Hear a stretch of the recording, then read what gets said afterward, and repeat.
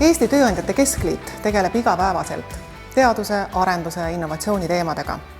Rõhutamist väärib sotsiaalse innovatsiooni valdkond, mis on viimasel pooleteisel aastal taas tugevalt aktuaalseks muutunud. Sotsiaalne innovatsioon kujutab endast uusi ideid ja tegevusviise, mis pakuvad sotsiaalsetele probleemidele ja väljakutsetele varasematest paremaid lahendusi, mille tulemusel muutub ühiskonna ja kogukonna toimimine tõhusamaks. Nendeks võivad olla tooted, teenused või protsessid. Võtame näiteks haridus- ja tervishoiusüsteemi, mille kiire kaasajastamine selles muutunud maailmas on kõikide riikide ellujäämisküsimus. Ei ettevõtjad ega ka riik üksi suuda vajaminevate muudatuste elluviimisega piisavalt tõhusalt hakkama saada.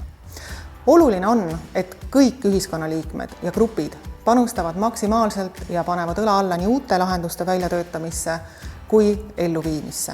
Oleme ellu kutsunud 2% klubi, kuhu on oodatud ettevõtjad, kes oma iga-aastasest käibest investeerivad vähemalt 2% või 1 000 000 eurot teadus-arendustegevusse.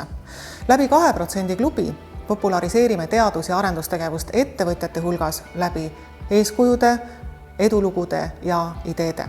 Usun, et meie liikmetele on Tööandjate Keskliitu kuulumise suurimaks väärtuseks üleriigilise tähtsusega arendusteemadel kaasarääkimise võimalus, ajakohase info vahendamine ning teadmuse ja võrgustumise loomine.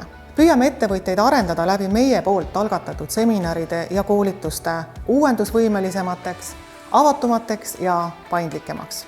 Regulaarselt kutsume kokku innovatsiooni käivituskoja liikmeid, et anda ülevaade uutest uudistest teadus-, arendus- ja innovatsiooni valdkonnas ning kus osalejad saavad ka ise päevakajalisi teemasid esitleda.